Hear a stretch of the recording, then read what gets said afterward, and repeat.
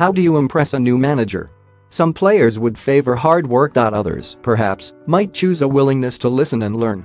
Then there is the Wayne Rooney way. Only the special ones can delve into the realms of fantasy and raise a stadium to its feet, but that is what this gifted individual did.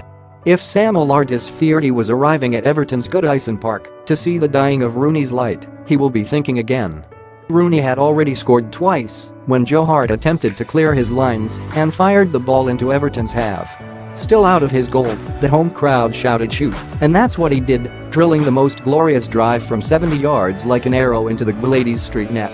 "That is as good as I have ever hit a football," he said, and for good reason. In real time, you knew it was glorious, but with each replay, from every angle, it got better. It was the strike of a genius and ensured David Unsworth, the caretaker manager, could end his reign on a high.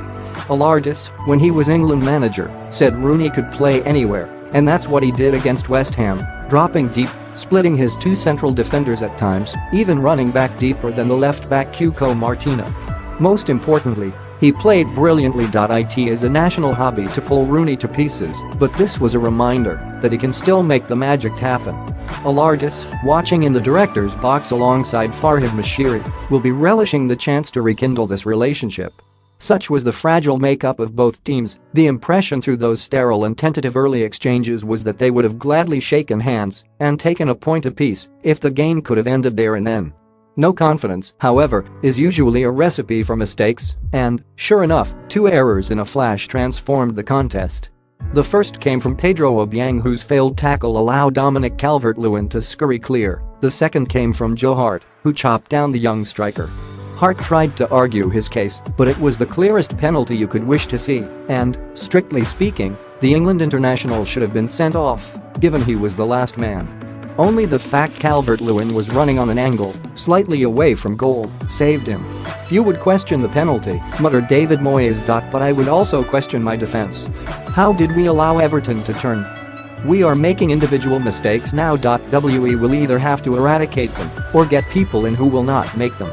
Here was a huge moment. Everton had conceded first in 17 of their last 19 fixtures, but the opportunity to inflict damage to one of the teams in close proximity was something they could not afford to pass up, and the tension as Rooney steadied himself was palpable.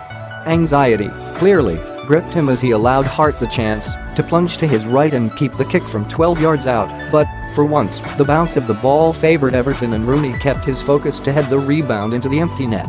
Now there was noise. A loud, ear-piercing exhortation of relief. There was a joyous smile from Rooney, the kind not seen since the warm days of August. Moyes, by contrast, looked out at his team, their heads bowed in belief draining, and looked haunted.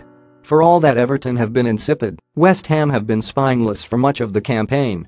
Once again, nobody looked prepared to roll their sleeves and take responsibility. Lambast Moyes all you want, but what is he supposed to do if his squad won't fight? Everton didn't have to be brilliant, but they were organized and committed and wanted it more. Those traits enabled them to get the decisive second in the 29th minute when Tom Davies charged down the right and crossed to Rooney via deflection from John Joe Kenny did the rest. West Ham, belatedly, started to find some rhythm, emerging for the second half with Moyes' scolding ringing in their ears. "We told them we wouldn't accept it," he said, and going out with a whimper at venue with so many memories was not going to be tolerated. So they began to push. Everton, nerves starting to take hold, allowed themselves to be forced back, and in the 52nd minute, they came within a whisker of being punished when Aaron Cresswell cracked the crossbar with a piercing drive before Marko Arnautovic fluffed a chance. The warning wasn't heeded, and just before the hour, they won a penalty. Ashley Williams chopping down substitute Diafra Sakho. The onus fell on Manuel Lanzini to keep his nerve, but he aimed for the same corner as Rooney and suffered the same consequence. Jordan Pickford hurtled to his right to beat the kick away and did so with such ferocity that the ball went out for a throw-in. It was a match-changing save, and not long after it was followed by a match-defining goal. Williams provided the footnote with a glancing header, but the night was all about one man, and, for all the chatter about Allardyce, it did not belong to him.